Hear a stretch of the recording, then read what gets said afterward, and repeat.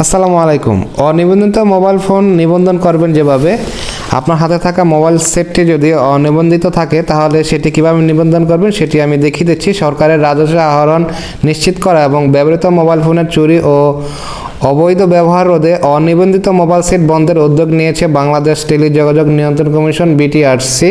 শিগগিরই এটি বাস্তবায়ন করা হবে। সুতরাং আমি সেটি দেখিয়ে দিচ্ছি কিভাবে আপনার ফোনটি যদি অনিবন্ধিত থাকে কিভাবে নিবন্ধন করবেন। সেই জন্য neir.btrc.gov.bd এই ওয়েবসাইটে চলে যেতে হবে। এই ওয়েবসাইটে যে আপনার ব্যক্তিগত অ্যাকাউন্ট রেজিস্টার করুন। রেজিস্টার করার পরে পোর্টালে যে স্পেশাল রেজিস্ট্রেশন সেকশনে আপনার ফোনের IMEI নম্বর দিয়ে এবং প্রয়োজনীয় সাপোর্টিং ডকুমেন্টগুলো স্ক্যান করে সাবমিট বাটনে ক্লিক করলে স্বয়ংক্রিয়ভাবে আপনার ফোনটি নিবন্ধন হয়ে যাবে যদি আপনার ফোনটি বৈধ হয়। আর যদি আপনার ফোনটি বৈধ না থাকে তাহলে একটি SMS এর মাধ্যমে আপনাকে জানিয়ে দেওয়া হবে এবং নির্দিষ্ট সময় পর্যন্ত নেটওয়ার্কে সংযুক্ত রাখা হবে এবং সেই সময় অতিবাহিত হওয়ার পরে আপনার ফোনটিকে বন্ধ করে দেওয়া হবে।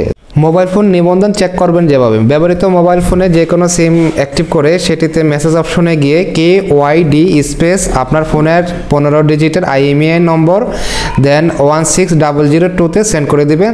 দেন ফিরতি মেসেজে আপনার ফোনটি নিবন্ধন আছে কিনা সেটি জানিয়ে দেওয়া হবে। আপনার ফোনের IMEI নম্বর কিভাবে পাবেন সেটি যদি আপনার জানা না থাকে সেজন্য আপনার মোবাইলের ডায়াল অপশনে যে *#06# ডায়াল করলে আপনার ফোনের IMEI নম্বরটি পাওয়া যাবে, অথবা আপনার ফোনের বক্সের গায়েও IMEI নাম্বার লেখা থাকে এবং ফোনের বিপরীত পাশেও IMEI নম্বর লেখা থাকে। ধন্যবাদ সবাইকে, ভালো থাকবেন, আল্লাহ হাফেজ।